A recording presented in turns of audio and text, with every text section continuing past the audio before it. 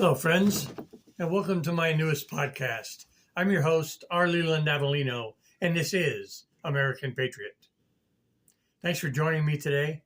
I wanted to touch on a subject that has been in the news lately, very briefly, and that is biological men in women's sports. Now, as you all know, there is Title IX, which brought women's sports into play in the collegiate levels, because up to that time of the incorporation of Title IX, women's sports, especially in the NCAA and such, were very small and virtually unheard of. But with the onset of Title IX, women's basketball in college and all the other sports that they play in, softball and archery and lacrosse and field hockey and all of that, took a new seat in place. But now it seems lately that with the new push by transgenders for biological men being allowed in women's sports, it's now becoming a problem.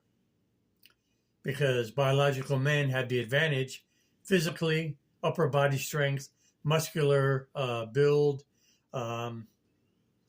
their hormones, the way they react and move to things is just above women as far as athletic competition. And that's one of the reasons why you never see a woman, transgender, who declares herself a male, competing in men's sports. Because women know they cannot compete on the same level with men. But these men who are biological males, who are not able to compete and win in male sports, have now decided, well, let's just go into women's sports, and then I have a better chance of winning.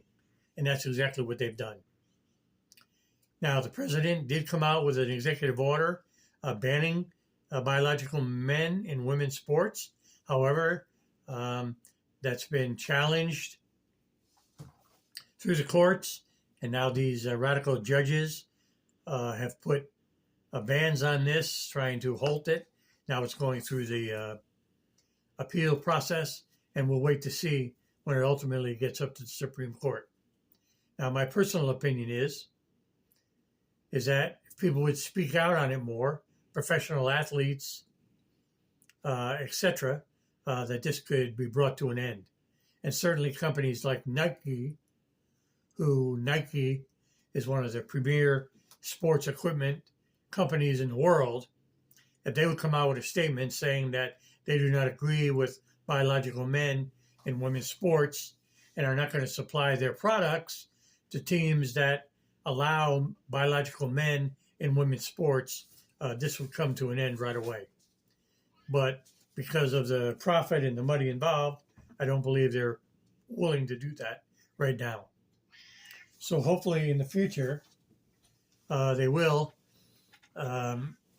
take a stand on this.